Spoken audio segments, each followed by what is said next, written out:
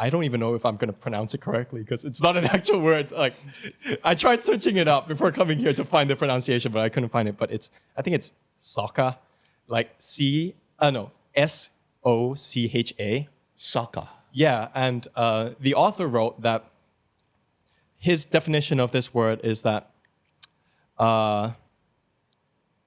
it is the feeling of confidence that you give to other people, yet at the same time, you're not actually confident inside. Wow. You're pretty vulnerable. Okay. And I really, really like this word because one of the things that I tell myself all the time is that confidence is key and everything in life. Because I feel like with confidence, you can do anything and no one will question it at all.